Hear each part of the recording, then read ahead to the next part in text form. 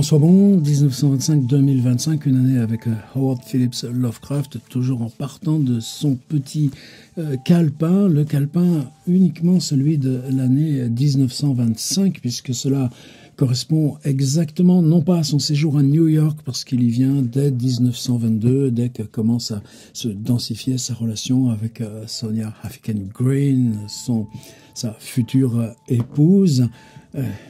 À partir de mars 1924, le mariage est officiel. C'est toujours un très grand enthousiasme pour Lovecraft, non seulement d'explorer New York, mais de penser que dans ce grand bain, cette dynamique, son réseau d'amitié, ce qu'il nomme petit à petit le Kalem Club, puisqu'ils sont toute une équipe dont le nom commence par la lettre K, comme Kleiner, comme George Kirk, par L comme Loveman, Lovecraft, ou par M comme Jim Morton. Elle est aussi Long, Leeds, M. McNeil. Donc ce Kalem Club, tout converge au fait que Lovecraft ait l'impression de vivre la chance de sa vie.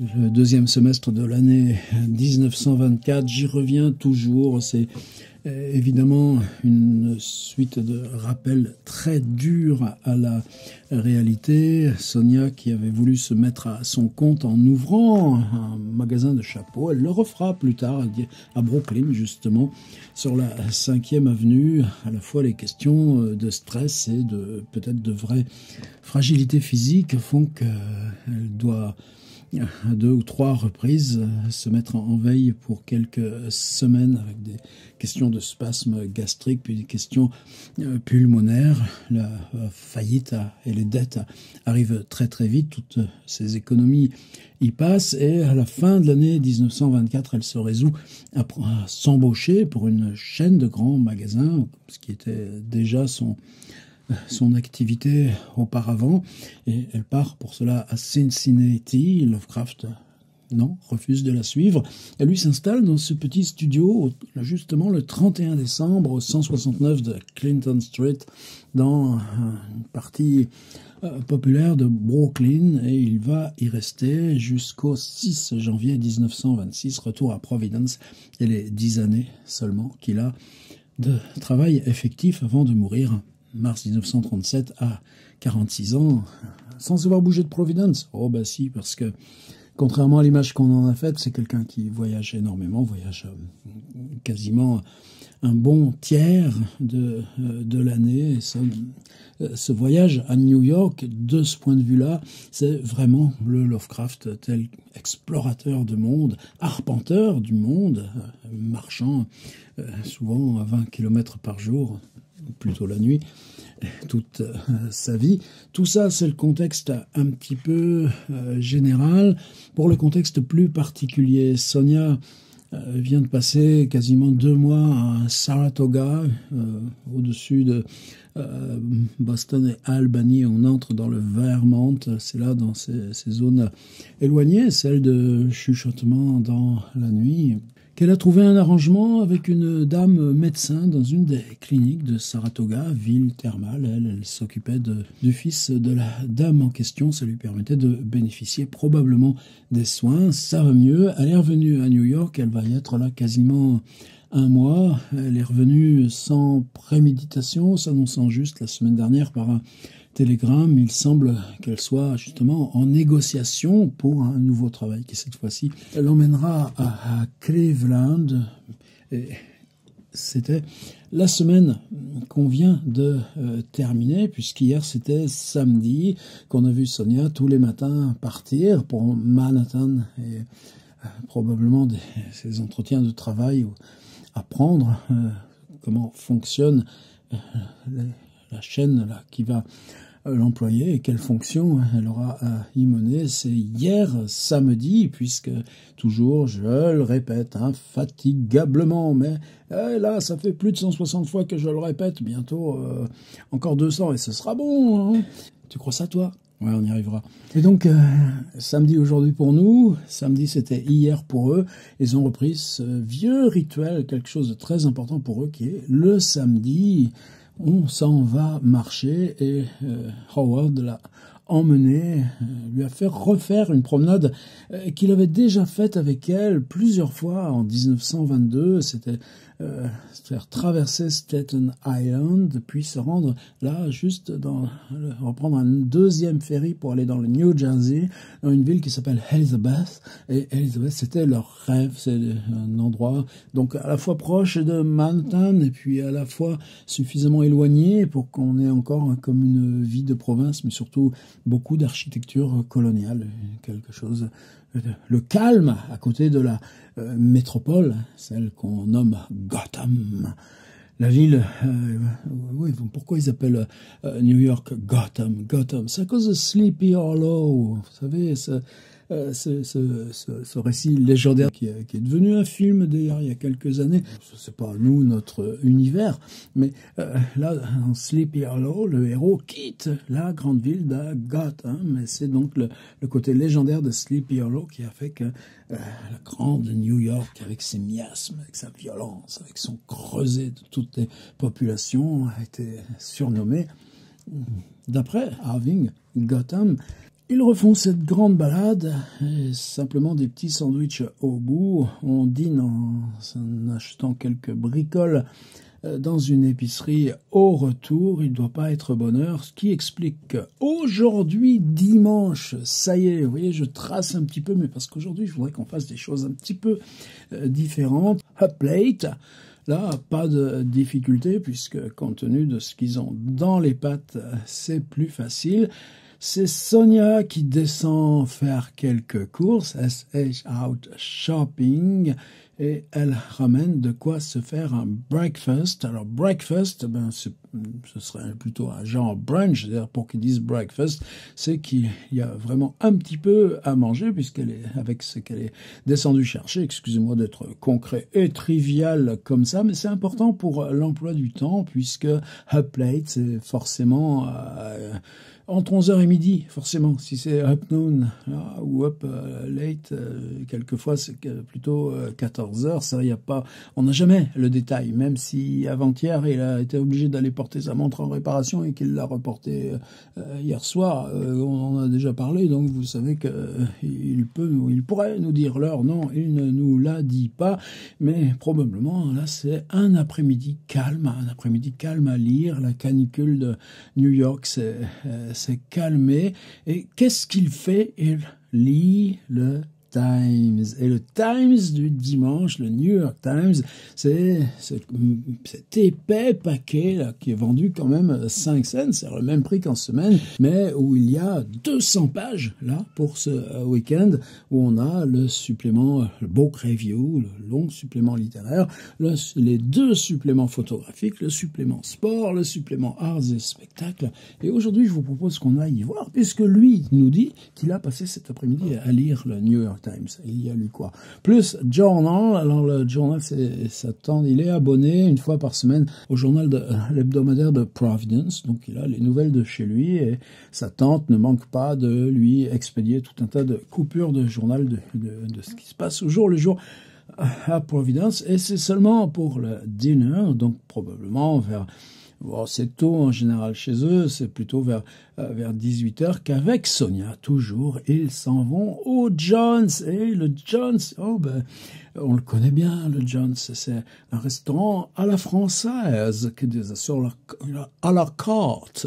Et à la carte, en fait, au John's, ce qu'il aime manger, Lovecraft, c'est des spaghettis aux boulettes de viande suivis d'un ice cream à la vanille. Et dans ces derniers temps, là où avant qu'il se fasse cette crise là, de dire allez prendre distance des copains et enfin se remettre à lire intensément, écrire intensément, le Jones, quoi qu'il en dise à sa tante, oh là là, non, maintenant c'est fini de perdre du temps dans les cafétérias, de dépenser de l'argent.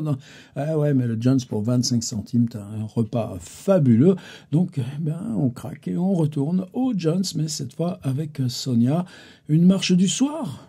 Oui, on est encore juste dans cette période après la canicule.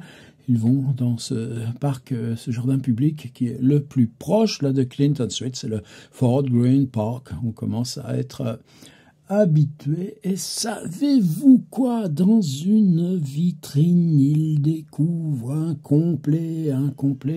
Allez, je spoil qu'il s'achètera dans quelques jours avec la fabuleuse somme. C'est pas rien, c'est 25$. Et c'est presque plus de 3 semaines de loyer, c'est 3/4 d'un loyer. Mais ça sera chez moi en gros, et il y a des soldes, puisqu'on arrive là au bord de l'été, donc les complets de demi-saison, et ça tombe bien, puisque lui, le cambriolage, on en entendra encore parler, mais il n'a plus rien à se mettre. Donc, wow, cheap suit and window. Un costume pas cher dans une vitrine. Toi, tu t'exclames ça tous les jours quand tu te balades en ville? Non, lui, si. Return and read, retire. Voilà pour le programme de ce dimanche, un dimanche calme. Et moi, ce que je vous proposais, c'était 2 points. Le premier, ce sera lire le New York Times, en sachant ce que lui y a lu, et vous verrez que c'est riche, on va voir quelques surprises, mais je voudrais revenir sur hier, c'est la démarche d'hier. Ils reprennent ce rituel avec Sonia de la longue balade et ils l'emmènent dans ce coin qui pour eux est le préféré. Il y a aussi Yonkers tout au nord de Manhattan, c'est d'aller à Elizabeth avec les 2 ferries en traversant Staten Island. Et il a le souhait de Howard Phillips Lovecraft et certainement de partager avec Sonia ces coins qu'il y a tout récemment découvert. Ça m'avait amené à repartir d'une lettre de 1922. Et ça m'avait incité à repartir de cette lettre de septembre, du 24 septembre 1922, parce que, donc, avant le mariage, mais Lovecraft est hébergé chez Sonia, Flatbush Avenue dans Brooklyn, et on comprend qu'il y a une grosse réprobation, il y aura toujours des grosses tensions avec les 2 tantes, des tensions que le mariage viendra peut-être au contraire alourdir plutôt qu'alléger. On invite, et c'est Sonia Darling qui invite la tante Annie Gamwell à leur rendre visite à New York. Donc pour cette balade d'hier où Lovecraft retrouvant Sonia et allant là sur leur terrain favori, j'ai voulu reprendre là c'est un des rares exemples d'écriture manuscrite de Sonia. Et quand quelqu'un écrit, on voit la personnalité qu'il y a derrière. Pas question de baratiner là-dessus. Mais ensuite, une fois qu'elle a rempli d'une écriture assez large les 3 pages de courrier, c'est son mari. Hey, salut tout le monde, tous les deux, toutes les deux. Je peux pas m'empêcher de rajouter un mot. C'est lui qui rajoute 3 pages manuscrites de ses petites pattes de mouche, et j'avais transcrit ça. Je l'avais transcrit. Et pour moi, il y a besoin là de faire ce boulot. C'est pas la traduction comme on traduit les fictions et tout ça. C'est simplement lire en français, poser droit comme ça. Ça raconte quoi dans ces textes? Et à la fin, il y avait ce paragraphe. Quant à Bush, ne vous inquiétez pas. Je reste attelé au travail qu'il me donne et il me doit 11,74 $, que j'attends d'un jour à l'autre. Il y a assez de travail pour un régiment. Il insiste pour que je révise personnellement certaines pièces, car il dit que le travail de Martin, pas Jim Morton, mais un autre, un Martin, n'est pas très bon. Je fais des expériences, j'essaye de lui faire augmenter mes tarifs, et il nous dit là qu'il prend 1 $ par 8 lignes de texte. Je vais le convaincre que ça vaut la peine qu'il m'augmente. Je peux faire le travail de Bush encore mieux ici. Et là, pour moi, c'est un point comme ça, tellement important du rapport de Lovecraft. C'est pas seulement la question de trouver des sous, c'est la question qu'exercer l'écriture comme métier, mais ça peut être l'exercer sous le nom d'un autre. C'est réviser des poèmes. Alors là, oui. Bush reste auteur, simplement Lovecraft, c'est lui qui met tout ça en ordre et ça donne plusieurs recueils de poèmes dès les années 1921 et jusqu'à là, cette année 1925. C'est-à-dire qu'il est en train de... Et juste pour ce nom, Bush, qui est prononcé, évidemment, un repère certain que partagent tous les Lovecraftiens. On sait parfaitement toute cette histoire. On va pas vers des révélations. Simplement, où l'installer dans la chronologie. On a souvent l'idée de Lovecraft, après le retour de Providence, passant du temps et trouvant comment échapper comment survivre, tout simplement, comment, même en restant dans la précarité, mais assumant des travaux de correction et révision. Ce sera toute sa vie, mais en particulier dans les 10 dernières années, c'est crucial. Or, ce mot bouche là, il nous vient en 1922 avec la tante Annie qui dit mais dans cette vie de perdition avec la grande ville et puis cette dame là chez qui tu habites, le travail pour Monsieur Bush,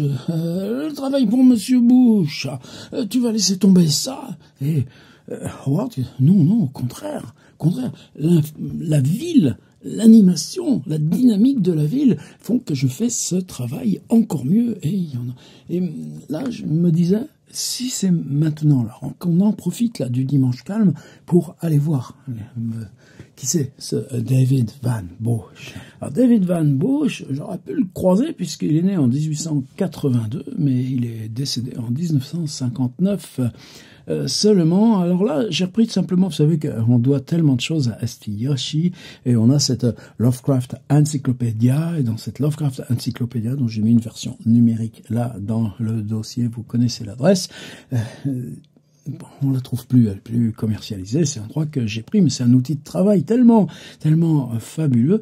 Mais Yoshi, il met lui-même un article Bosch, David Van Bosch, 1882-1959, conférencier itinérant, poète en herbe et psychologue populaire.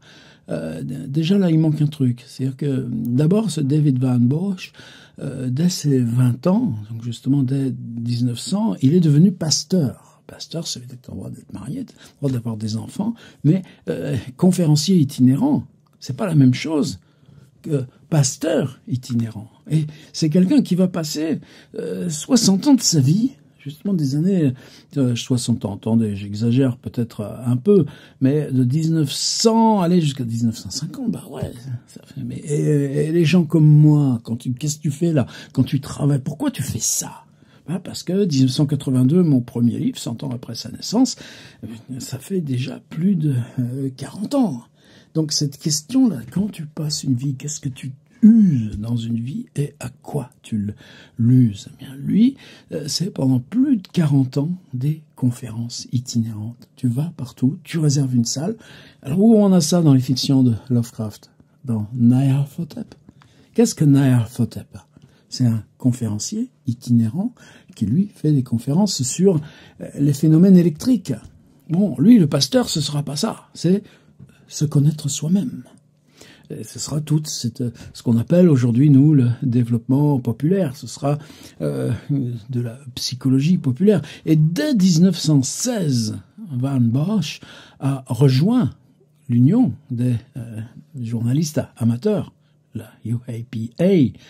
Et c'est avec Lovecraft, c'est dès l'année 1917, vous savez qu'on a parlé plusieurs fois de Huntley Renshaw, cette dame pour qui il devait là aussi écrire un chapitre d'un petit manuel de littérature à l'attention des étudiants là de premier cycle, et c'était comment gérer vos lectures en gros, et puis il lui envoie 70 pages suggestions pour un guide de lecture qui sera évidemment non publié. Ça c'était il y a 2 semaines qu'on s'est occupé de ce texte-là, dont je répète pour moi comme il est important globalement.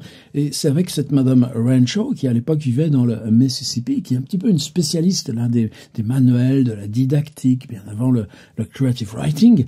Ils avaient créé un Symphony Literary Service, service symphonique de littérature, où il s'agissait justement de réviser, corriger.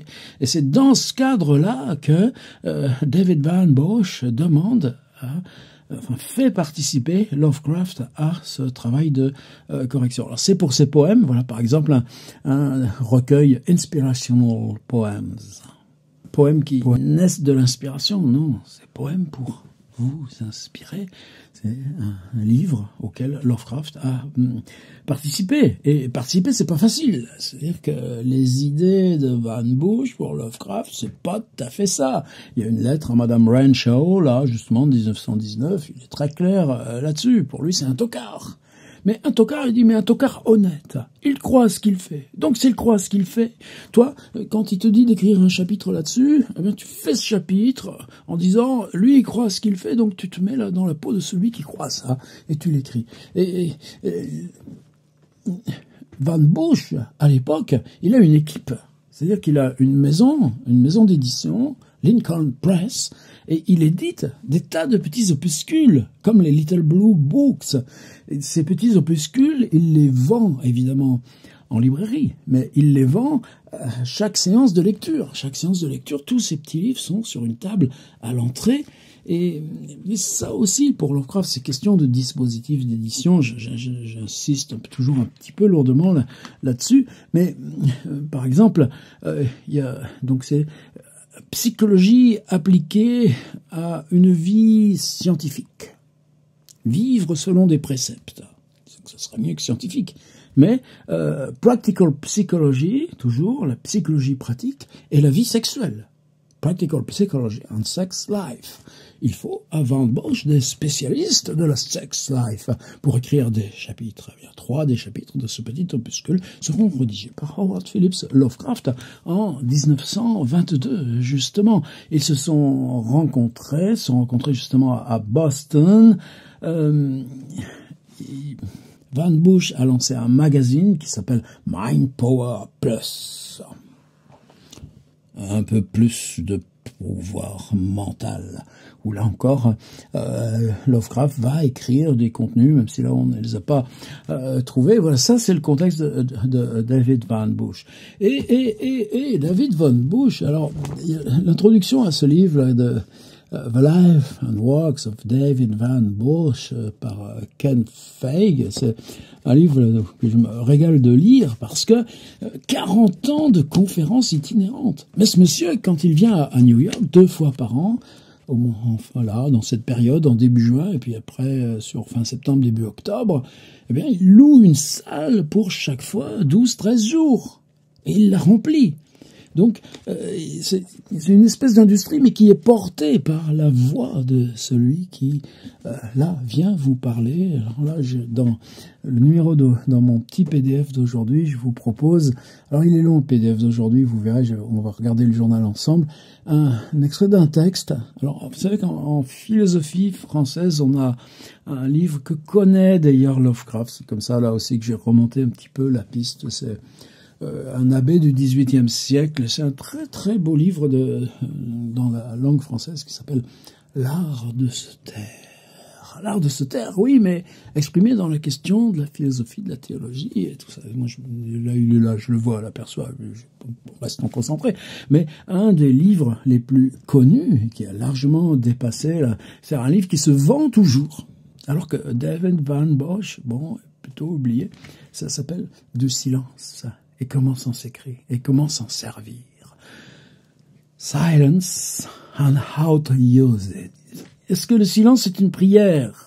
Non, parce que c'est pas une prière adressée. Alors lui, Van Bush, il appartient à la Christian Church, c'est-à-dire une église très rigide, conservatiste, et Lovecraft, ça n'a rien de plus loin de lui.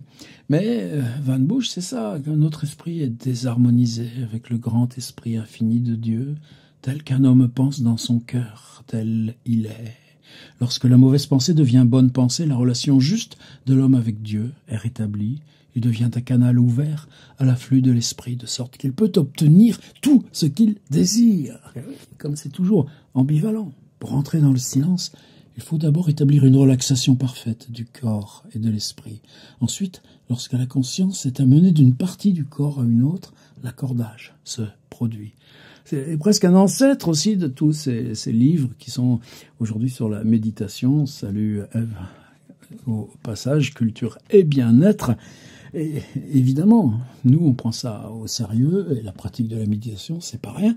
Mais David Van Bush, alors voilà, par exemple, un fac-similé des grands rabats de couverture avec ses autres livres, avec ce qu'en pensent les gens de la presse et de la pub pour les autres ouvrages, Psychologie appliquée et vie sexuelle, justement, un des livres auxquels a collaboré Lovecraft.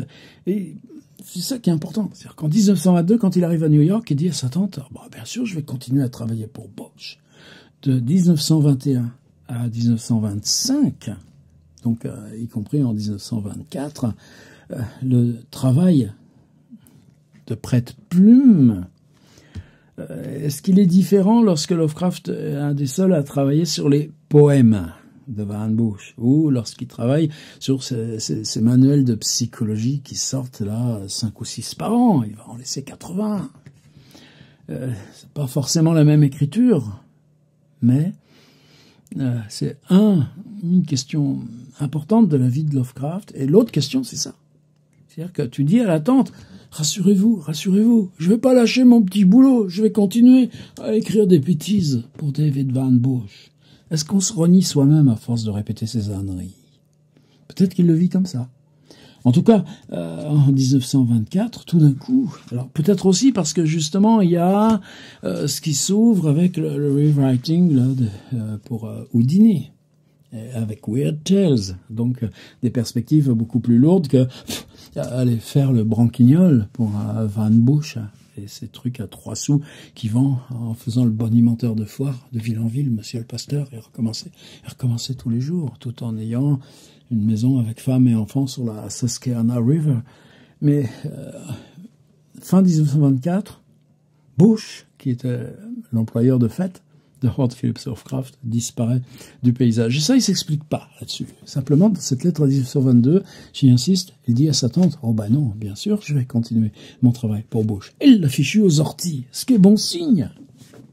Mais voilà, je voulais en parler. Alors maintenant, on va tout simplement aller voir le journal, parce que là, c'est des rares fois où Howard Phillips Lovecraft nous dit, ben, c'était l'après-midi, lu le Times et les annales de Providence, donc ils se lèvent tard tous les deux. Sonia va chercher de quoi faire un petit déjeuner consistant, et là, l'après-midi va passer lentement, simplement, à lire le New York Times et ses suppléments. Alors j'ai fait un grand balayage, et j'ai fait des petites copies écran. Alors évidemment, je les mets comme ça en vrac, et l'envie aujourd'hui, c'était d'aller les voir, de prendre le temps un peu plus, de les regarder ensemble. Si vous voulez, on y va de suite.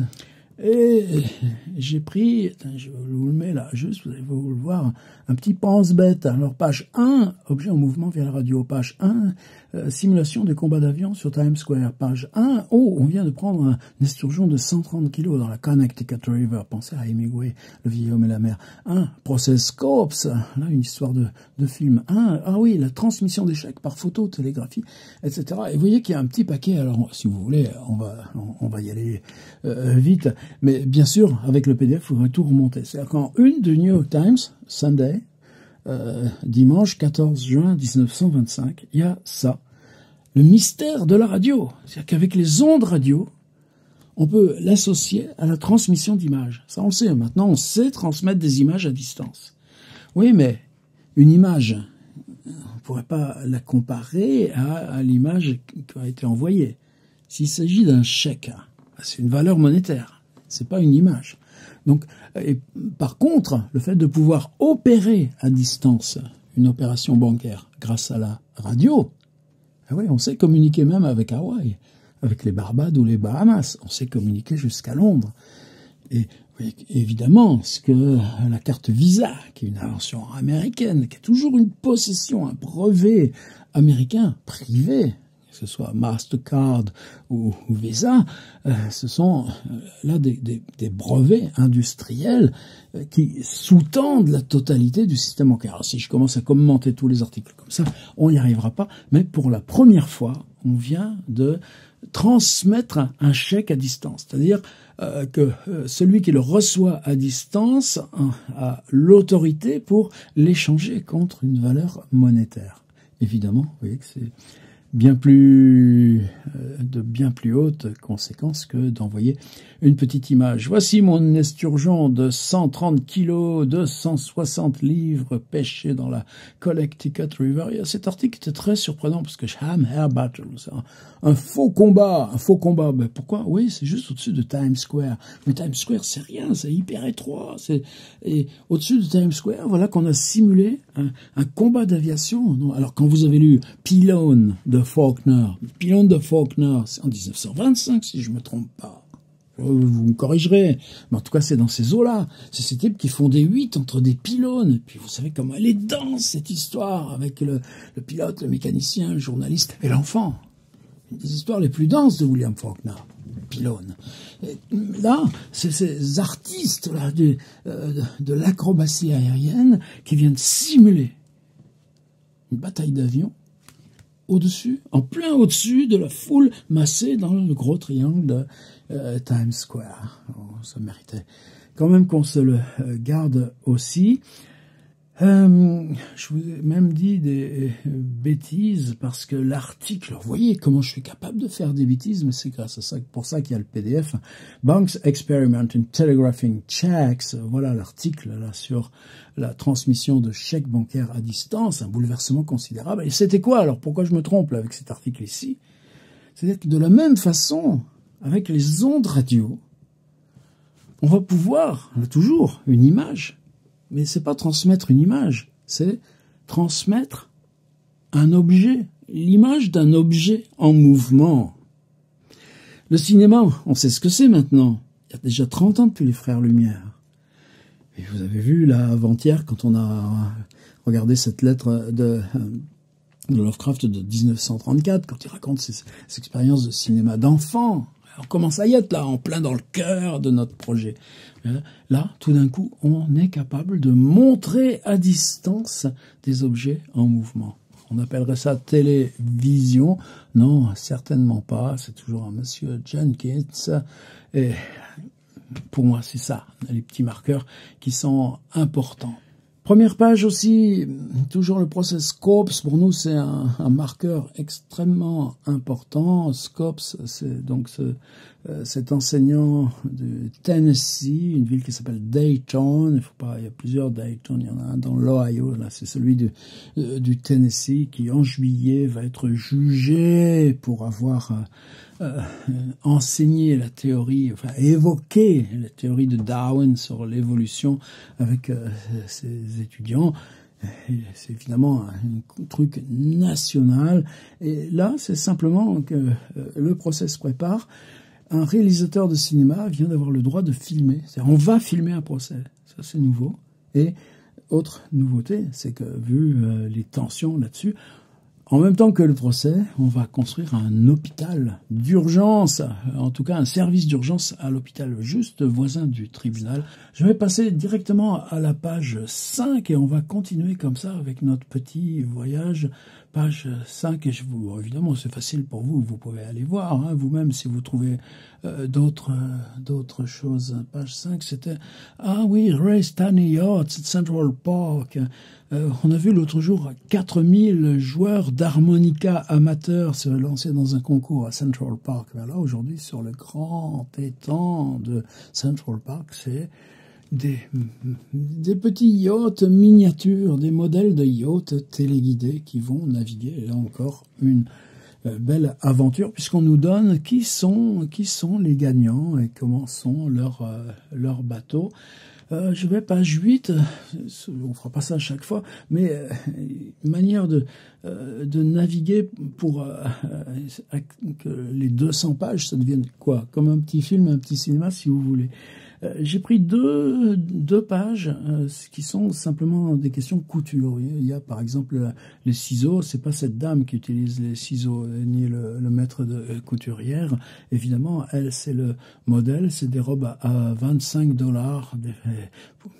des robes toutes fraîches pour l'été, entre $25 et 40. C'est Russex qui est sur la 5e avenue. Pour Sonia, ça doit être douloureux. Et toujours pareil, ce sont à des dessinateurs qu'on demande de reproduire les modèles. Il me semblait qu'il y avait quelque chose d'aérien, d'élégant, et nous, ce contexte, on en a besoin. Ensuite, c'est page 14, parce que c'était Brooklyn, parce que c'est dans les rues de Brooklyn, ces questions-là de circulation automobile qui deviennent tellement...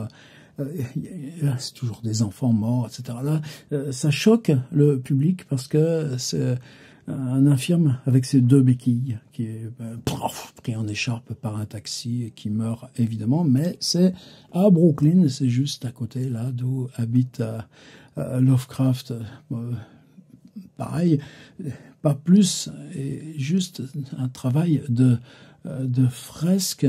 Deux autres entrefilés, cette fois on est page 19, dans ce petit coin de page, Kane, Florence Kane, vous savez, cette jeune femme qui était sauvagement trucidée, abjectement à Brooklyn, près de Prospect Park, en revenant du théâtre le soir, à quelques dizaines de mètres de chez elle. Eh bien, ça avait été la suite de 3 arrestations successives. Chaque fois, on essaye de fabriquer le coupable. Jamais ça marche. Là, on vient de trouver encore une autre histoire, une correspondance et des mystères. Donc, c'est pas fini, même si ça maintenant part dans l'intérieur du journal. Amundsen, ça y est toujours sans nouvelles, mais une expédition de secours s'est embarquée. On va retrouver, regardez là, c'est Bamberger. Bamberger, c'est encore des fabuleux dessins de robes, mais des robes pour aller à la plage, et aussi pour les enfants. Regardez ce plongeon avec cette suite de vagues qui sont représentées à la verticale, comme si c'était là les gradins d'un théâtre, et pourtant c'est bien des enroulements de vagues. On peut plonger soit vers l'avant, soit par le dos, soit plonger de tout en haut, depuis le hors-champ jusqu'en bas. Je trouve ça admirable, mais bon, j'ai le droit, parce que c'est mon PDF, c'est moi qui fais l'envoi. Si ça vous plaît pas, vous passez tout de suite à la page suivante. La page suivante, ce sera justement maintenant, ça y est, on va arriver, on sera page 31, va commencer en plus petit format. Donc là, il y a déjà l'amorce du magazine en plus petit format, c'est le cahier, je vais le grossir un petit peu, du New York Times Book Review, et évidemment, on en a 32 pages. Imaginez maintenant, par rapport au supplément littéraire qu'on connaît comme Survivance, toujours nous, en France. Alors, au départ, tu dis, bon, qu'est-ce qu'il a pu lire, Lovecraft, là-dedans? Ça va pas l'intéresser, ça, il s'en fiche un petit peu, ça, et ça, finalement, tu vas arriver, bon, les jours, ouais, ces braves romanciers qui sont le haut du panier, mais ça, pour eux, c'est inaccessible. Et puis, tout d'un coup, tu trouves une pleine page sur Anatole France. Et Anatole France, donc c'est un livre qui en France s'appelle Anatole France en pantoufles. Et l'auteur qui s'appelle Brousson, Jean-Louis Brousson, Jean-Pierre Brousson, c'est un gars qui est né en 1878, qui est mort en 1958 seulement. Et ce Brousson, qui menait une vie obscure de plumitif, de 1904 à 1909, pendant 5 ans, il est dans l'intimité d'Anatole France. Alors Anatole France, moi là, j'habite à Saint-Cyr-sur-Loire, là, si je monte 4-5 rues, là, c'est très joli d'ailleurs, de côté de la Choisie, t'arrives à une belle baraque bourgeoise, t'as la belle baraque bourgeoise de Bergson, t'as la belle baraque bourgeoise d'Anatole France. Bon, les auteurs d'aujourd'hui, ça vit plus dans des baraques bourgeoises comme celle-là, mais Anatole France en pantoufles, c'est juste là, à 600 mètres, et ce gars, donc, attention, on est quand même bientôt, en 24, il a quitté en 1909, 15 ans après avoir largué son boulot auprès d'Anatole France, il raconte ce qu'était la vie intime d'Anatole France. Voici un beau dessin d'Anatole France en pantoufles, et on va retrouver une publicité, et la publicité là, du livre, ce sera A Boswellian Biography. C'est-à-dire, Boswell, on parlait tellement souvent, cette vie de Samuel Johnson, qui est merveilleuse, par James Boswell. L'œuvre de Johnson, est-ce qu'on peut la comparer à celle d'Anatole France? Certainement pas. Mais c'est ce côté-là de Boswell de raconter le bonhomme. Tu parles pas de l'œuvre. de Johnson. Tu parles de Johnson au quotidien, ce qu'il dit, comment il parle, comment il travaille, les heures, etc. Et là, tu mesures le côté légendaire du Johnson de Boswell par le fait que ce Brousson, là, quand son livre est traduit en 1925 pour parler d'Anatole France, on dit une biographie à la Boswell. Et savez-vous quoi? Son livre, ça va lui donner un tel flouze à ce monsieur Jean-Louis Brousson qu'il va s'acheter un hôtel particulier dans sa ville d'enfance, l'hôtel d'Amoreux à Uzès, dans le sud-est. Il est de là-bas. Je ne sais pas s'il était protestant, peut-être c'est une région très pour ça. Et puis, pourquoi Lovecraft il n'y a que ça? Ouais, c'est qu'il y a deux pages. Alors celle-ci, moi, je pense que Lovecraft, c'est pas si intéressant ça pour lui, mais moi, Fabre, les 2 tomes de Fabre sur les insectes, et non seulement ça, mais aux États-Unis, on lit Fabre, mais on lit Fabre aussi quand il parle des plantes. Et ça mérite quand même d'être aussi signalé, non? On apprend du New York Times de 1925 ce qui doit être encore au premier rang de nos lectures. Le bonheur de lire Fabre et ses expériences sur les insectes. Tu prends une taupe, tu l'enfonces sur un manche à balai, tu plantes ça dans la terre, et tous les jours, tu viens voir comment ça pourrit. Et c'est quoi? Les insectes là, qui tombent de la taupe dans ton entonnoir, jour après jour. Voilà. Et en vis-à-vis de Fabre, là, évidemment, ce que Lovecraft, là, ne va pas manquer de lire, Saltus is Saltus after all. Saltus, après tout, c'est Saltus. Mais Saltus, il en connaît tous les essais par cœur. Il en connaît toutes les fictions par cœur. Et surtout, Saltus, c'est un traducteur. C'est lui qui amène à Lovecraft et à ses copains Gautier, Huysmans et Maupassant. Donc là, on a une passerelle directe de la littérature française à, là, ces jeunes types qui vont bousculer la littérature américaine. Merci là, au New York Times de nous donner aussi une image de Saltus, pile là en 1925. On va sauter un bon coup parce que toutes les semaines, on en fait une belle incursion comme ça dans le supplément. Il y a des publicités aussi sur le Blue Books là, qui font une nouvelle braderie de titres parce que ils vont lancer un magazine au lieu des collections de livres. Ça aussi, ça pose des questions comme ça, un petit peu parallèles. On va arriver page 74.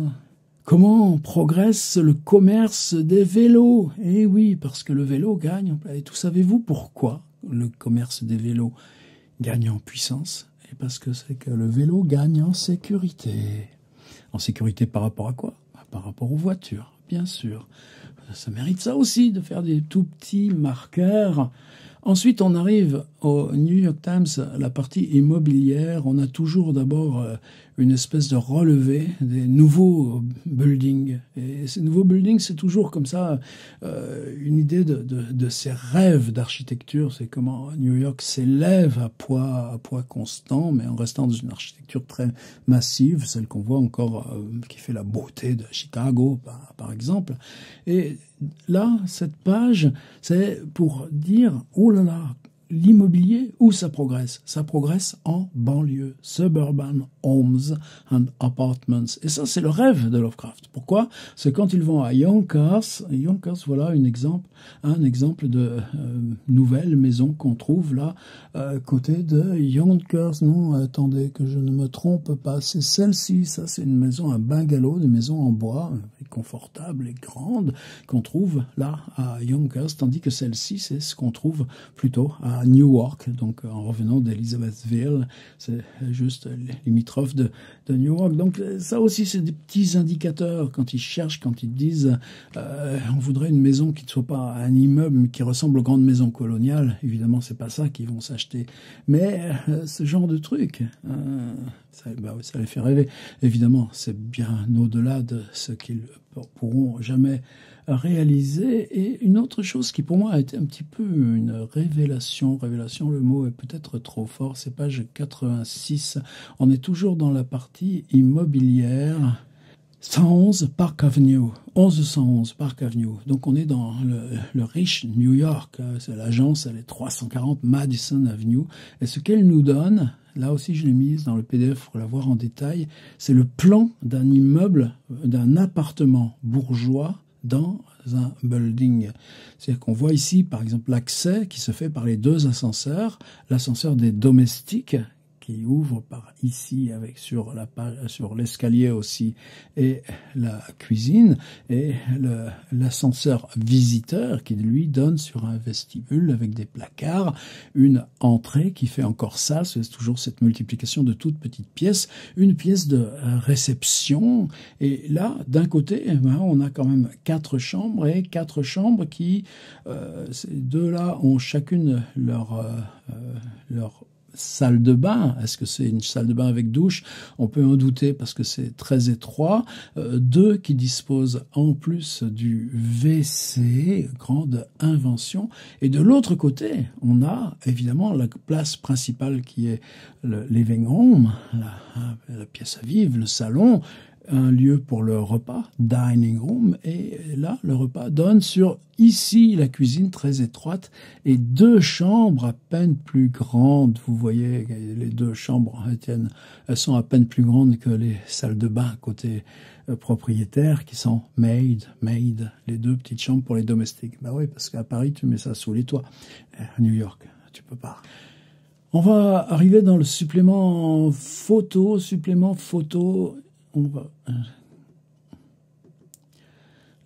photo, c'est difficile avec la pixelisation d'en tirer grand-chose, mais c'est quelque chose qui progresse et en résolution et en façon des photographes. C'est-à-dire, tu photographies, tu rends compte, tu fais de la photographie documentaire. Non, tu compenses je dirais le handicap de la représentation par la mise en scène, ce que tu fabriques. Et dans ce supplément photo, par contre, on a de la publicité qui, elle, n'est plus avec du dessin, comme les robes d'été que je vous montrais tout à l'heure. Les robes d'été, elles sont là aussi. Mais là, ce sont des photographies.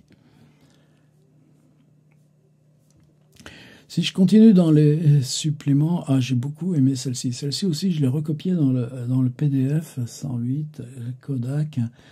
Aller se promener dehors, c'est une invitation à quoi? Une invitation à emmener son appareil photo. All outdoors invites your Kodak. Autographic Kodak. Et là, on a...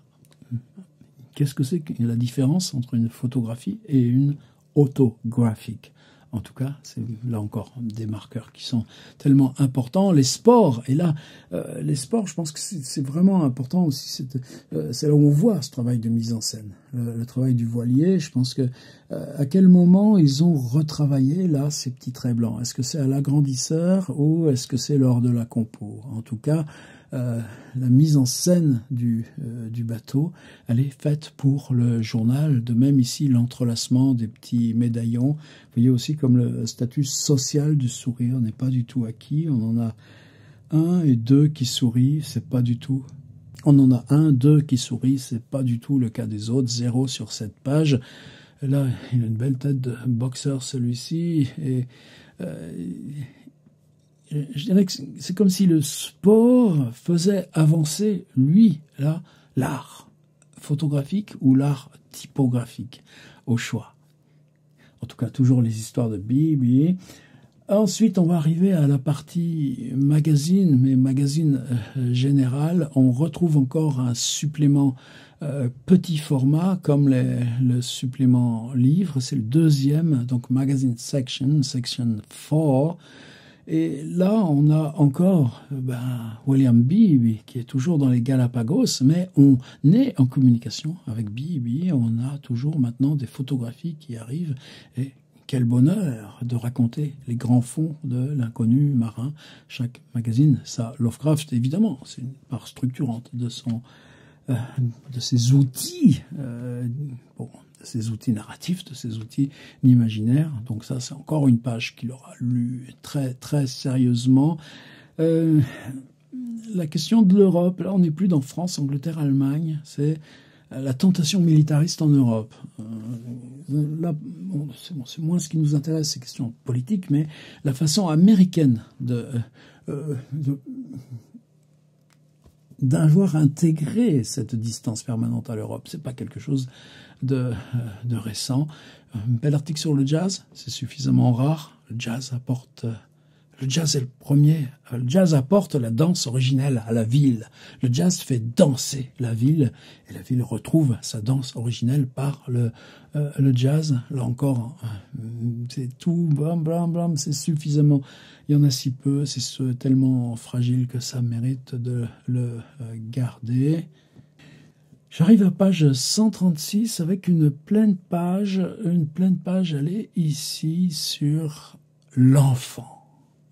Moi, l'enfant, j'aurais dû connaître. Alors, l'enfant, Pierre-Charles L'Enfant, 1754-1825. Son père était déjà peintre du roi. C'est-à-dire, ce gars vit déjà dans un monde avec le Louvre, avec les jardins de Le Nôtre. Et Pierre-Charles L'Enfant quitte sa belle et gentille et haute famille dans la proximité. Il est étudiant d'art. Il s'embarque, ça fait penser à Claude Simon, la guerre d'Espagne, avec Lafayette en 1777. Donc, 54, il a 23 ans. À 23 ans, il s'embarque pour les États-Unis pour aller là dans cette guerre d'indépendance. Et il va vivre là-bas, il s'appellera, enfin tout, même on l'appellera Peter, et puis plus Pierre-Charles, non, Peter l'Enfant, et Peter l'Enfant qui est mort il y a 100 ans, voici sa tombe à Washington, parce que, oui, son père, peintre et architecte, c'est lui qui va concevoir la structure urbanistique d'une ville toute neuve, en l'honneur d'un monsieur qui vit à l'époque, qui s'appelle George Washington, et la ville s'appellera Washington DC, et c'est Pierre-Charles L'Enfant qui est enterré là sous cette dalle à Washington parce qu'il est le fondateur de la structure architecturale de la ville. On arrive au supplément théâtre, c'est un petit peu plus loin. Très surprenant parce que là, on retourne au dessinateur et plus aux photographies. 3 portraits d'actrices, mais on peut pas dire que ce soit vraiment réussi. Mais le titre, 3 nouvelles productions pour les salles de spectacle de Gotham.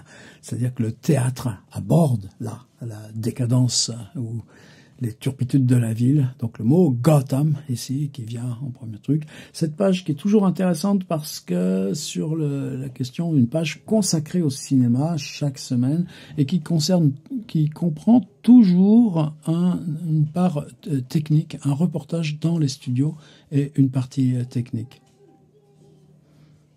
Et évidemment, pour les films de la semaine, on n'appelle pas ça film, on appelle ça toujours Photoplays.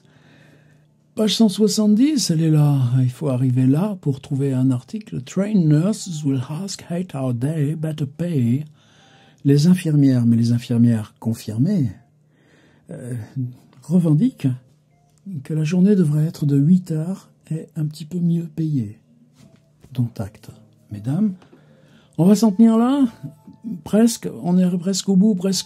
Macmillan, on est page 183 quand on nous confirme là que Macmillan avec ses hydravions, ça y est, elle lance son expédition, s'en va, mais avec la double tâche, évidemment lui, de partir du Groenland et d'aller en haut, au pôle Nord, avec son équipe d'avions, avec l'amiral Byrd qui s'occupe des appuis de secours, mais en même temps de ne pas oublier que son collègue Amundsen, parti il y a 2 semaines, est en mauvaise posture probablement, et qu'il s'agit aussi, puis si on va au pôle Nord, le pôle Nord est à tout le monde, on va essayer de le trouver, et c'est pas dans cette page Macmillan qu'on a tout d'un coup une invention, on n'avait jamais pensé à ça, il y a tellement de voitures à New York, quoi en faire ?